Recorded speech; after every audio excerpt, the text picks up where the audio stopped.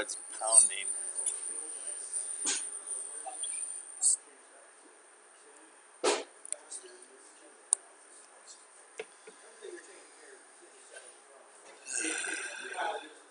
The only one I wouldn't do is the Z offset in the firmware, just because it changes so much.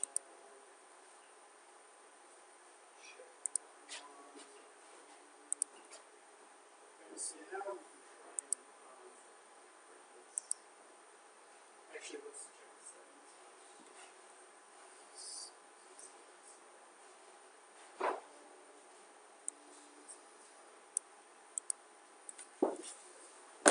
Are all these settings on our You can. I'm going to do that with the new version of Material just to get started.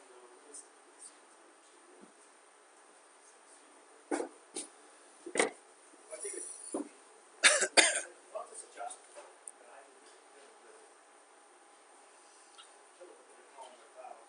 yeah.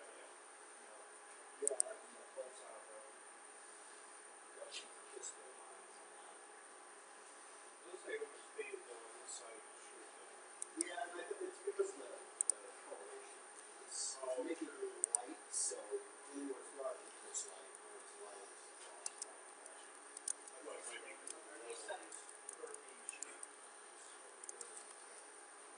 These are just ones that you're right.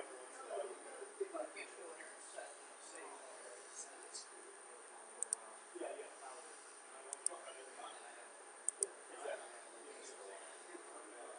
Yeah, the ones I put in here just to make off.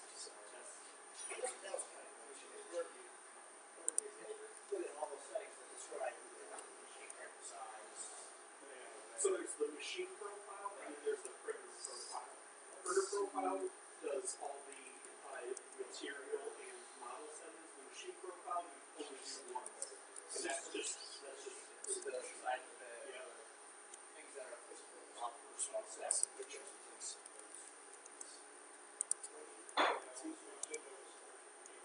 You don't like care too much about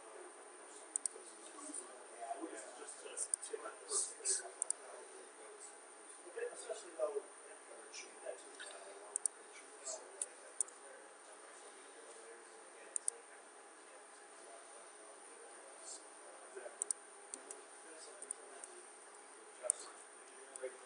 no. So I with now none of that was for a couple weeks since they want to go do the it's perfect. That's why I love Oslo. The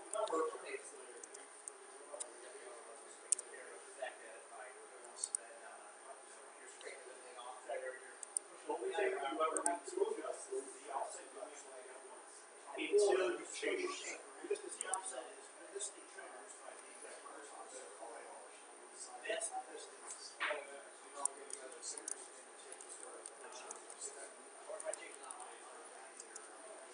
Then you'll need to change the offset. But if you just leave it at the set, you always have to kind of, once we get that in. So we run the sprint maybe 4 or 5 times. We get this dialed in. So the first layer is perfect. And then you save it and let it go. Let's take a look at the movie.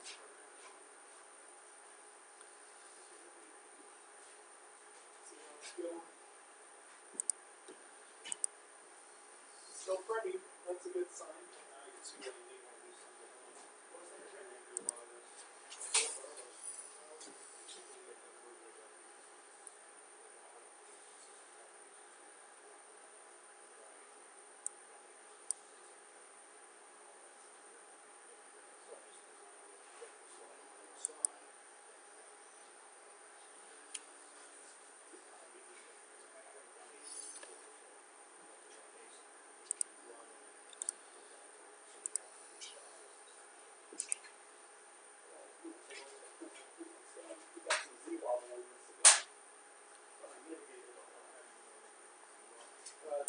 See it in there, so it's working. Yeah, that's not first. Oh, yeah.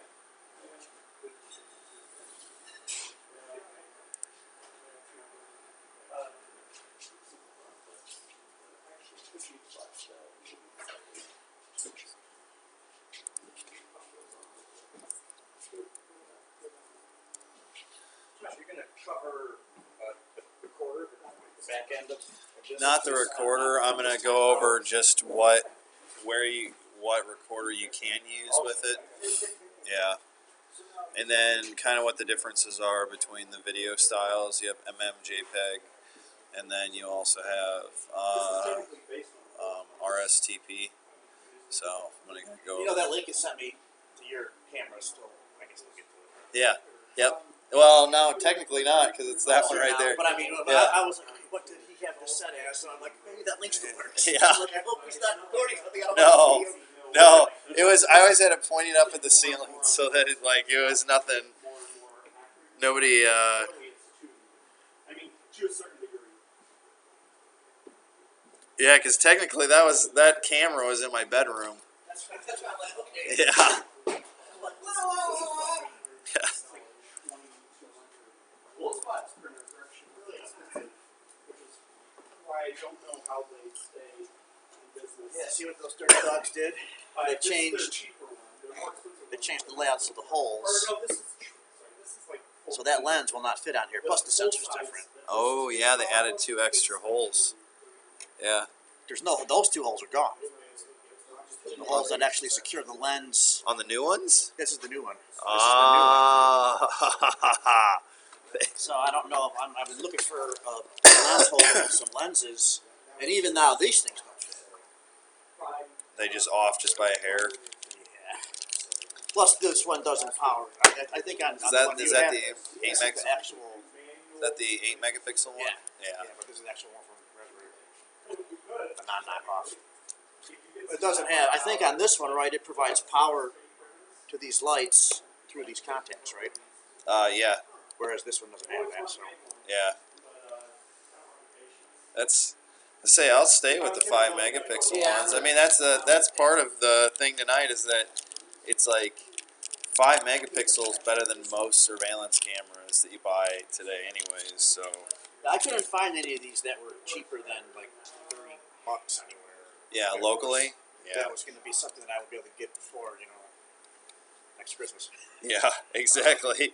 Well, what was it like? All the stuff that I ordered for the space, some of it I'm still waiting on, and I ordered it a month ago. I still haven't gotten the PoE adapter yet. I like this thing. It's just filament. It's just It's a little. Oh, that's awesome. My slot doesn't work on my on my desktop. Yeah, that's nice. I like that. Fortunately, losing it is easy. Yeah. Well, like this thing's a pain in the ass because I can't get my fingernail in there. Did I show you this? that Oh yeah, USB the board? USB adapter. I couldn't get the wireless adapter to work there. That's the one thing I've noticed too is that it's really finicky about. But you can put an auxiliary power on this, can't you? That may be Put a battery here too. that may be part of the reason why. I think that the when he has a minimal, what's the Raspberry on there? He has Yeah. a minimal compile of that. Oh. So I bet there's a lot of things that Are turned off. Are turned off or not active where it doesn't work. I mean, you could build your own, compile your own, and then just load his software up, right? Yeah. Yep. Load those couple of things up. So I'd like to get it to work wirelessly. That is. Yeah, let's say getting them work wirelessly is awesome, and actually with I'll show you the camera setup. You can actually they have a config in the config. You can configure the Wi-Fi adapter without even having to get into the Pi. So you can actually do it through the UI. So I couldn't get it I to like work. that I little tried. I adapter. couldn't get it to work. Huh? These are loaded up, ready to go. These will boot up right now. Oh, with the camera software? Yeah, But I couldn't get the Wi-Fi to work on this one. that's weird. Is the Wi-Fi on top or is it in chip? This. You may want to check your connections on that.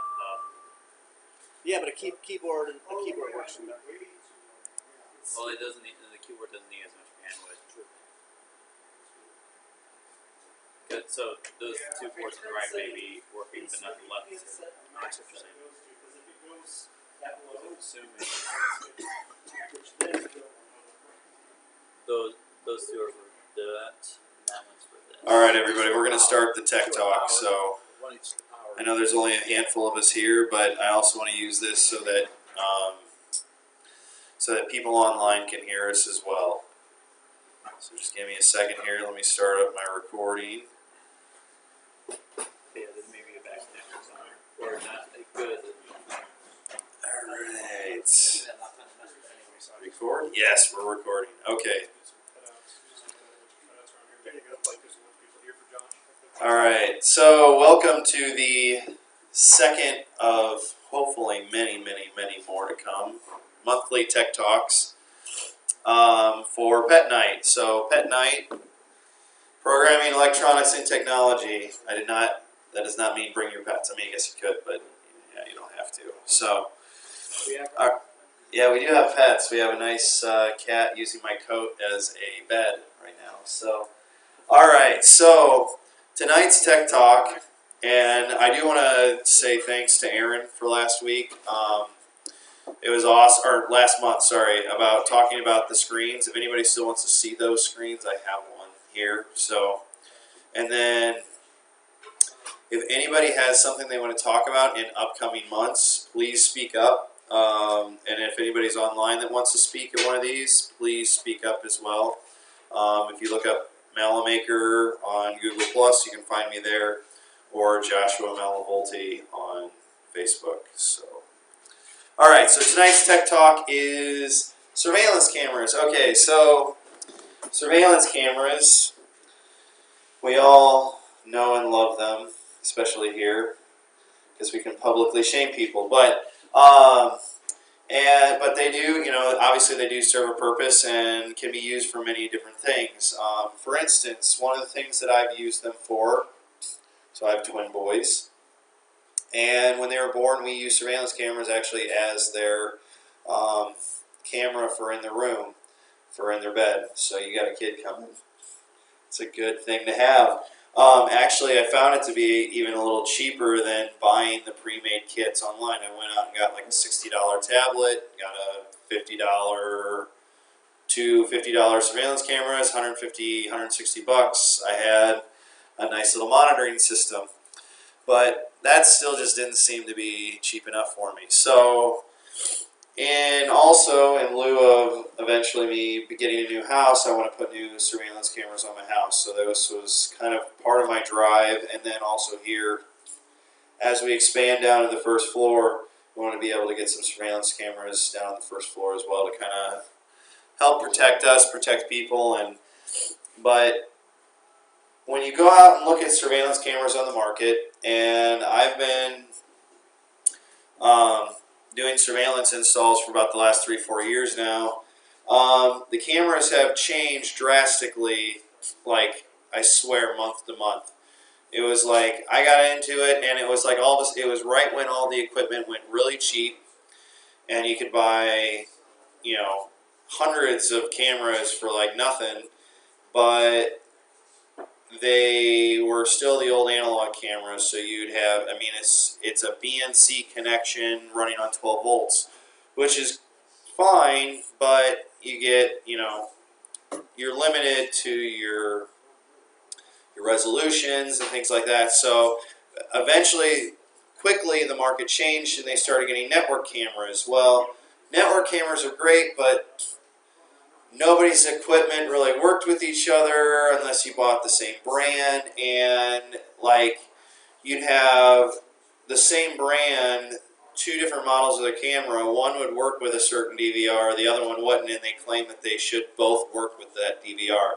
So it's really been a giant pain in the ass with kind of some of the equipment that's been coming out. So I brought in actually one of the example cameras that I have, which is this one here, TrendNet camera, where I got a DVR. I installed some surveillance cameras for some people, and I put in two different model of cameras. I put in a 2 megapixel and a 3 megapixel camera. It's 2 megapixel camera, and then bought a kind of off-brand NVR, network video recorder, and one worked, and this one didn't.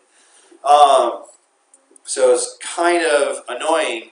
So that kind of fueled me even more to find some of these projects. And I want you to know that everything I'm going to show you tonight I have done zero in terms of development or anything. Literally, whoever this guy is that I found, put an image out there, a Raspbian image that literally you load on an SD card, an ISO on an SD card, pop it in your Pi with a Pi camera, and it works. As simple as that. I have gone, naturally me being nosy, I have gone out and shelled into the Pi, and I have found out that he has kind of lock things down a little bit. You can unlock things, it's easy, but he's kind of made it a very plug and play, OS built off of just the basic Raspbian build. And he's kind of even gotten kind of like an official page and everything like that, all devoted to this. So if you want to see all the links that I'm going to talk about here, go on to the River City Labs website. I put up an initial post for some general links, and then also hardware links of some hardware that I found that kind of you can build, I'm going to say equal to a $200 surveillance camera for like $50. So it's kind of neat. Does it have to be a Pi camera? I have not tried a USB camera. So all I've tried up to this point is a Pi camera. And these are like the Pi cameras from dropship from AliExpress China. And I say dropship as in you get it 30 days later. And you forgot that you even put in the order. So, Those are the ones that plug into the... Yeah, those are the ribbon cable ones. So I'll show that here in a little bit. I've got some examples of stuff up here.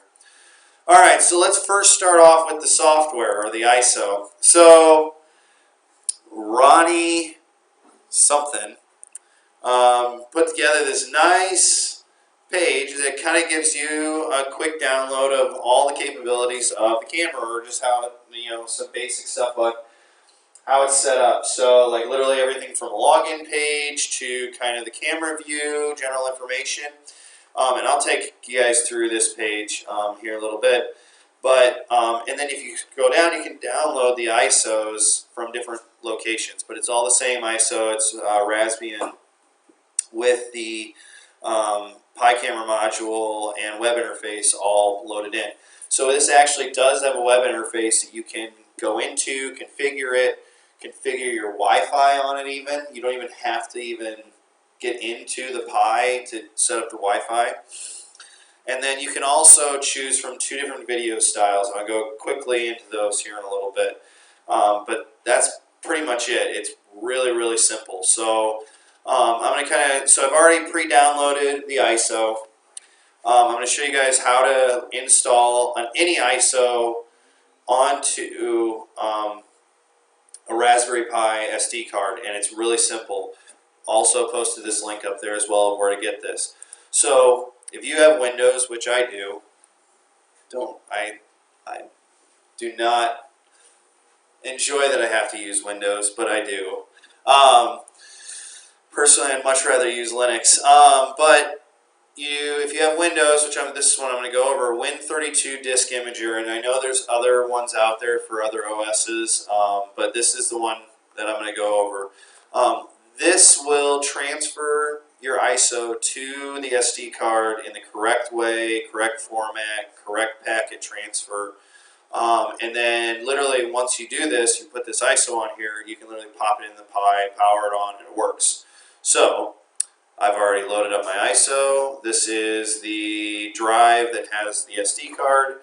We're literally going to just write it, and it's going to say, hey, it's going to corrupt the device. If anything goes wrong, you hit yes, and it loads up the ISO. Takes a couple minutes to load the ISO. Once this is done, I'll pop this out, and I can pop it in a Pi, and it works. Not going to, because I've already done that. So over here with our helping hands, it's holding up the camera right now. I literally have, I'm going to say 5 devices. So I have a power supply. I have the SD card. I have a power supply. I have a Pi Zero. So the Pi Zero, your cheap $5 Pi Zero. I have the Pi ribbon cable to hold the camera itself, and a network adapter. So I actually got some network adapters that go to the micro USB to Ethernet. You can get these. I get them on AliExpress because they're cheaper. But you can get these on Amazon, I think, for like $10 a piece. And then I also have IR lights. Wally. Huh? Like Wally. Yeah, it's like Wally's, like little eyes. So each of these IR lights actually are really nice because, like, so when it goes dark enough, these IR lights will turn on, and as long as the IR filter has been removed from the cameras, they can see at night, and it's like a black and white image. So with all this hardware, it costs about $50, $55 to get this. You can build yourself a surveillance camera pretty simply. Like literally, I put all this together in a matter of like 5 minutes. So we'll kind of continue on. So the disk imager is writing. When this is done, you could pop it out and pop it into Raspberry Pi. But for the sake of time, we're going to pretend that, oh, we popped it in the Pi and now the Pi is on.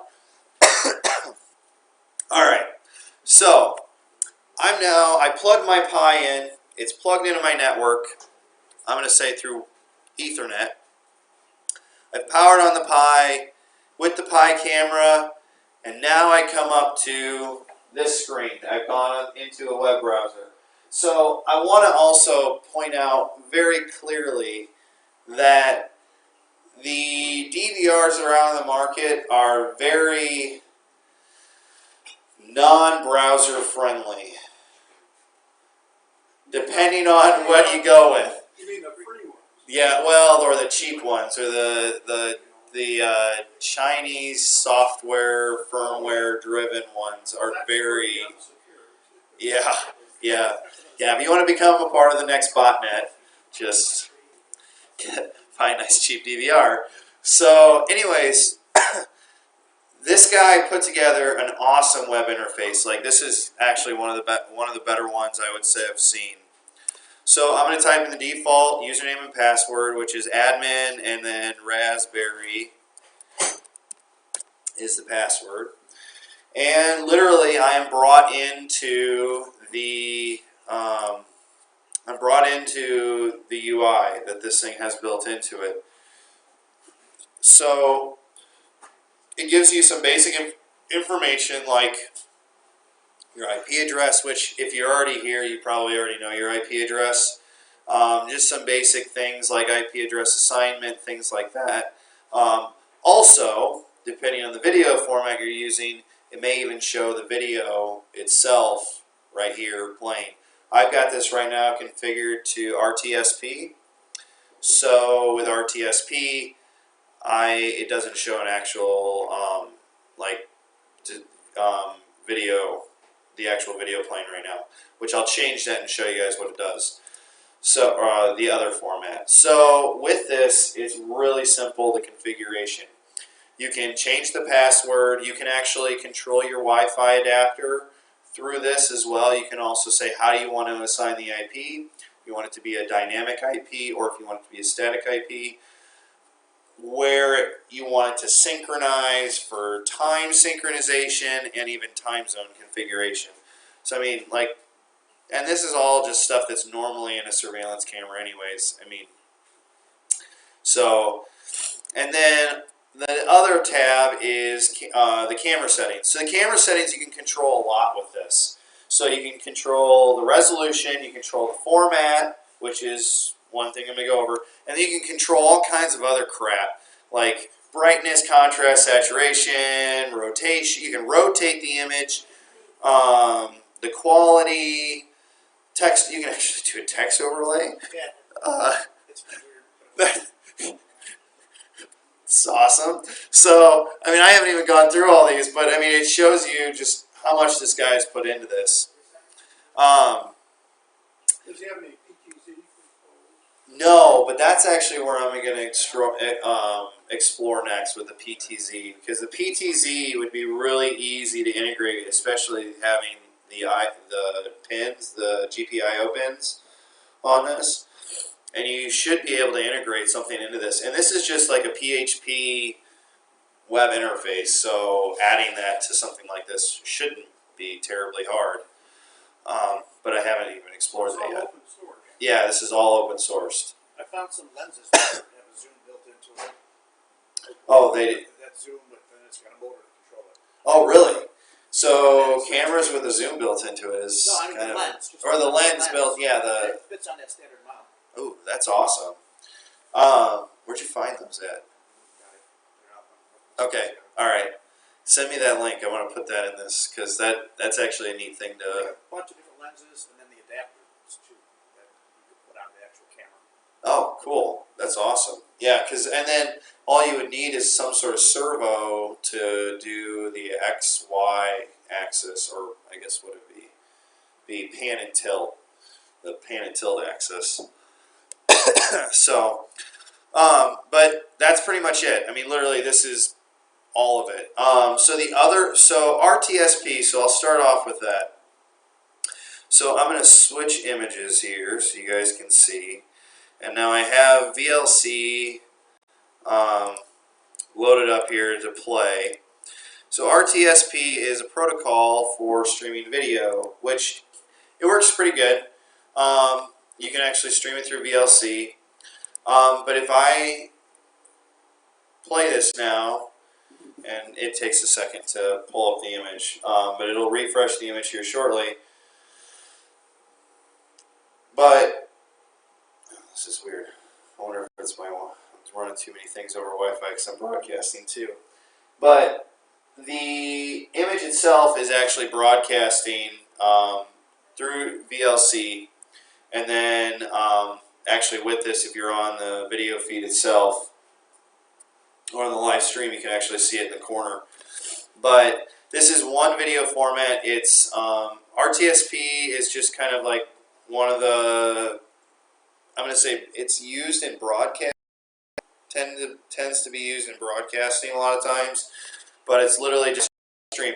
With RTSP, what you can do, what it's ultimately you're doing, you're placing a streaming file somewhere. So in this case, this file is actually being stored on the actual Pi itself, and I'm reaching out and grabbing that back. You can also, with RTSP, I can say computer broadcast or put the file on a remote RTSP server, and then Alan, you could reach out to that remote RTSP server and stream it. For instance, that's kind of what I'm doing with YouTube Live right now, where I'm literally placing this, or YouTube Live gives me access, and I am placing that file on YouTube Live, and then anybody connecting to YouTube is just streaming from that file that I'm posting. So, anyway, it's the gist of it.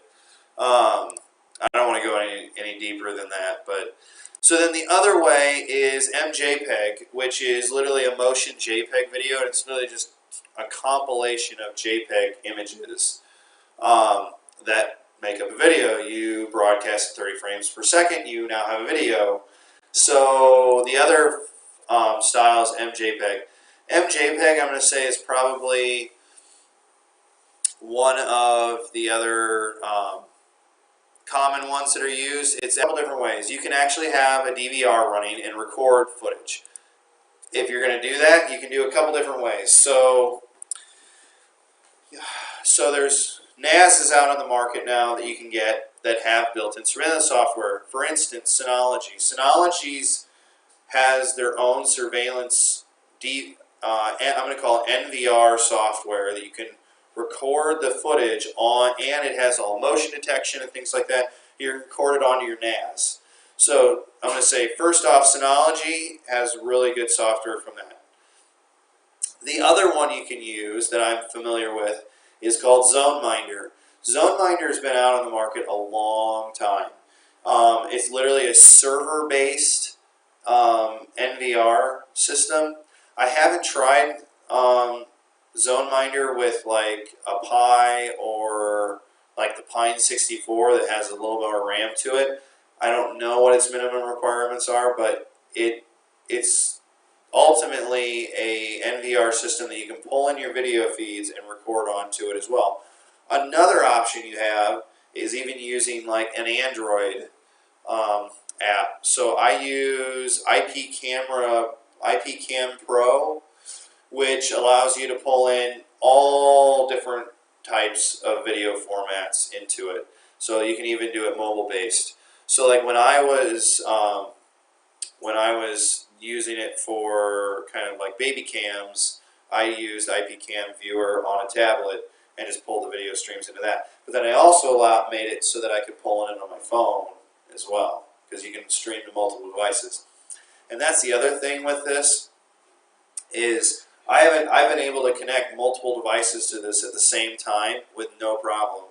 DVRs, the cheap ones, at least the cheap ones on the market right now, they're getting better with multi-connection, multiple connections at the same time, but it's not very good. How much is the cheap one?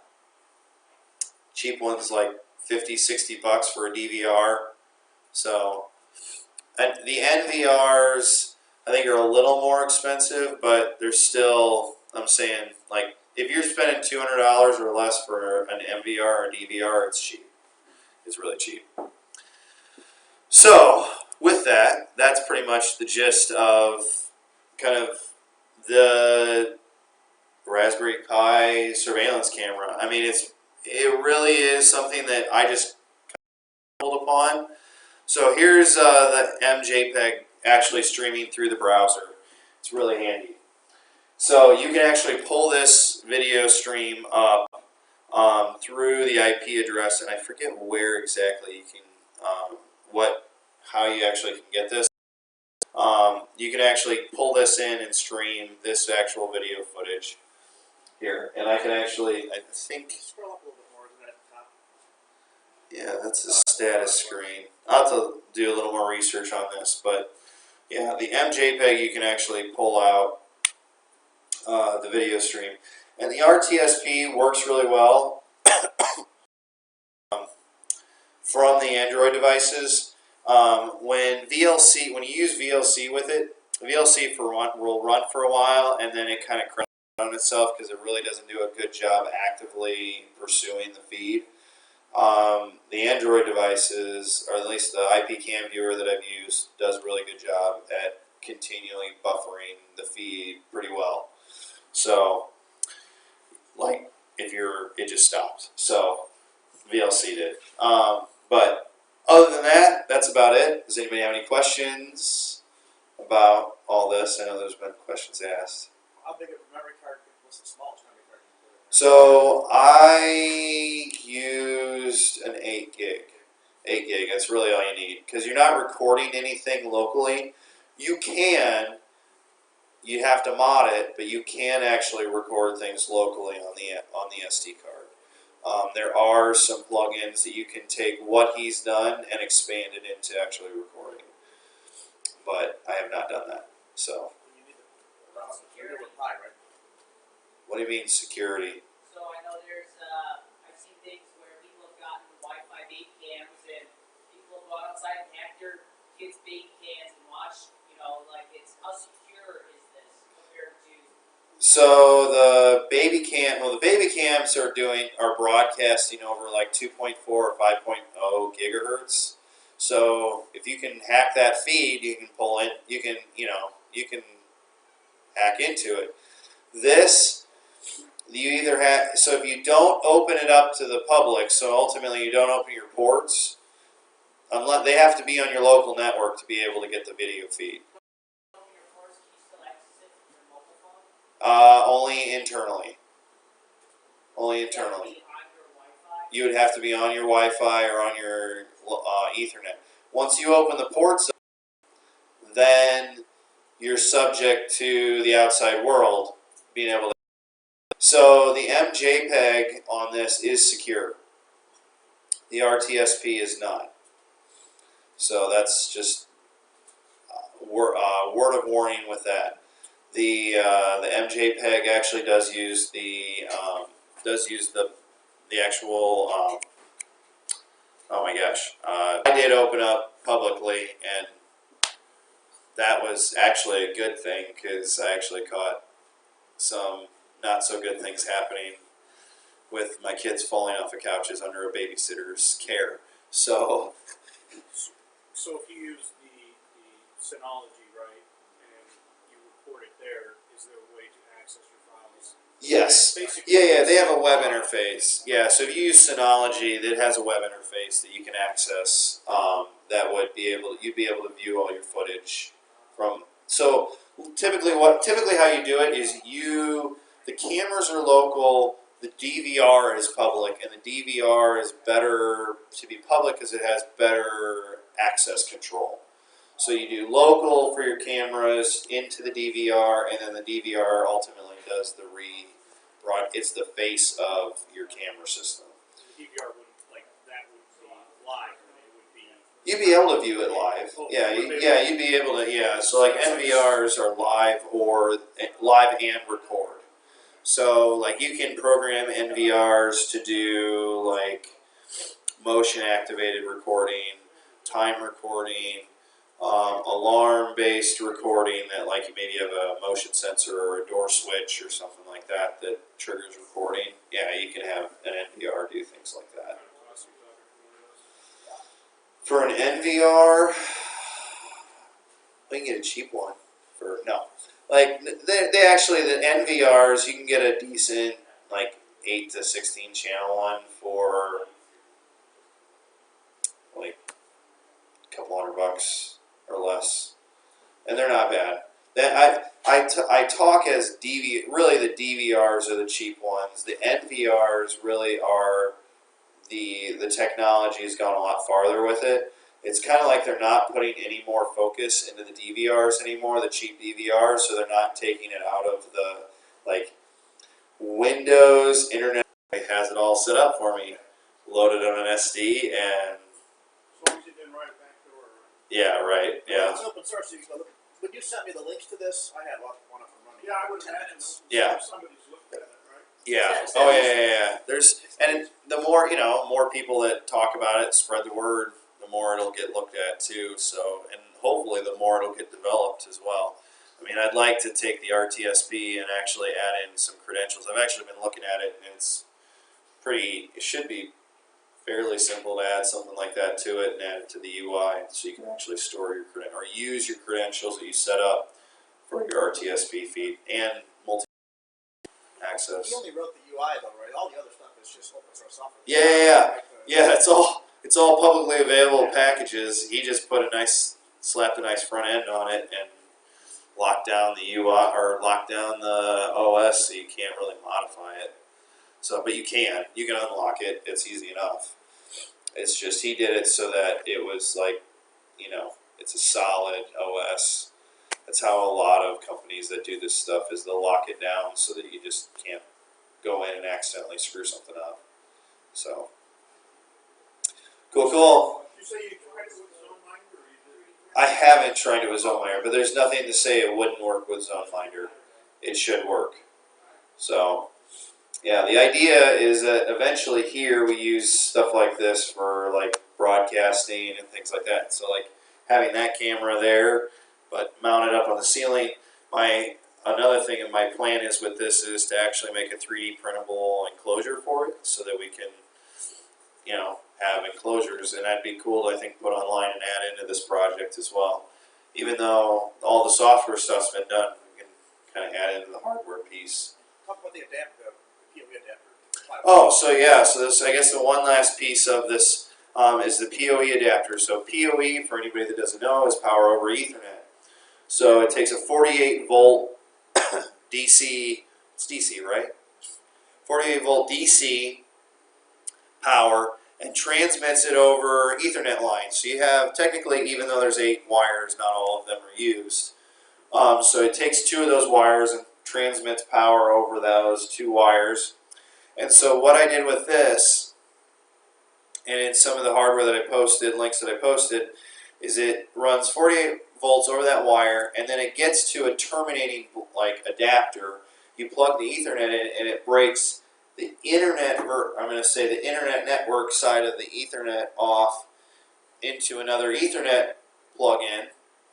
And then the other side, this neat little adapter adapts into 5 volts, USB micro plug that you can plug right into the Raspberry Pi Zero. So you actually have your power plug right there. And now you're running a single cable to power the whole thing. So even like the cameras that are out of the market now, so like this is about $120 camera. This even has PoE, so this actually allows for PoE, or it has a separate power supply that you can plug into as well. So yeah, power over Ethernet is very cool, very nice. That's actually how most of the new NVRs are working. If you do wired, it's over PoE. If you don't have a PoE output, you can just make your own injector. Yeah. Or you can go buy them. 5 volts right away. Yeah, you can go buy them for next to nothing too on Amazon. I think you can get them The like injector. the injectors for $10 maybe. So Like I said, it doesn't have to be 40. I may have a bunch of piles of switches that come there. yeah, Alan's been our supply of PoE switches here at the space. So we're gonna have enough PoE power downstairs to go around. I still don't completely understand the PoE because I put some of those TrendNet cameras in my son's house that had a PoE hub. But then he had the Ubiquiti routers, Oh, I love and those. their PoE used 24 volt. They're different passive. Someone break in and they have security cameras. He wasn't sure if they were 720p or 1080p, but he showed me the video, and he supposedly got good cameras, and you still can. Cameras in TV lines, TVL is what and you still can only get so good of a resolution over the cameras with analog cameras. Now the new digital cameras actually are pretty good, and depending on also too when they broke in, if they break in at night and you don't have adequate IR coverage. So they broke in at night, but they had a huge spotlight that lit up the entire entranceway, and the camera was up here. The entranceway was down. Oh yeah, well yeah, they overloaded the video is what they did. They overloaded it with light, so then what it did is it turned off night vision, and then it was lighting the people up from behind. So what happens is it then blacks out their face. Okay. So then, how many megapixels do you think you need on a camera to be able to blow something up and get a decent idea, assuming you have right lighting and everything? So the like To be able to tell who it is. the 3 megapixels are pretty good. The 1 point, what is it, like 1.3 ones, they're all right. The 3 megapixels are all right. The really to get decent footage you can zoom in on and things like that, 5 megapixel is going to be your best. I mean, 5 megapixel or greater, you're going to be good. But to get a 5 megapixel out of the box camera, you're going to spend some money. Because right now, like the standard for consumer grade, I'm going to say consumerish grade cameras are like 3 megapixels, the standard right now. Of like what's, I say decent price, but it's 120. No, but I'm not using it for anything. Well, you could turn it into a, Yeah, but they're not going to be red. They're going to have. yeah. No, they're pretty good. This one here is 5 They don't have megapixel to right go here. red, but you can put Is that the day camera or is that the night? This is the night one. So it has the infrared filter removed. Yeah, all these have the IR filter removed. So I mean here, Because I have some that are. I've got a phone at home that's got a 10 megapixel camera on it, a cell phone. well yeah, that's fine, but it's not made for night vision. I can tell you that right now. So at night, that's gonna suck. Unless I light it adequately with like floodlights. Well, yeah. then at that point, you're just going, look here, there's a camera. Well, I mean, but you know, Ability issues then at that point. So you run into other things you may not, that may hold you back as well. That's why I said like something like this is like it gives you versatility because I can now replace the camera on this really easily. I can just be like, oh, as new cameras become adapter cable for it to work. That was weird. You got to get the Ethernet adapter. You got to get the PoE adapter if you do PoE, or power supply if you do power supply. You got to get the IR lights. Holes are on the new cameras. That's just 8 megapixel cameras, so the adapter for the lens doesn't fit. And even those higher lights don't fit. So that's the 8 megapixel one right there. Well, like Josh said, 5 is more than. Oh, more than Three. yeah. 5's more than plenty. So You got one all right. Well, I did have 2 people watching. Yeah. Who? Do you know who? I don't know who. One of them's him. Well, no. I've got. It doesn't show yourself watching, so it doesn't show yourself watching. Your cell phone's out, start watching. Yeah. Oh, and I was gonna connect to the Wi-Fi too to do it. Hey Steve, you can turn an old cell phone into a webcam for nothing. Just Oh. download the app. Yeah, Josh there's was talking about it. Works for everything. there's Yeah. apps for that, right? But it was just more of like not devil's advocate, but Oh, like, go for hey, it. what Yep. if someone like All right. you don't want to go buy a camera? Yeah. It's all. Anybody online? Thanks for I watching. Actually, I have one, and I was telling him about. I still need to figure out how I want to do Stay it. tuned next month. That screen.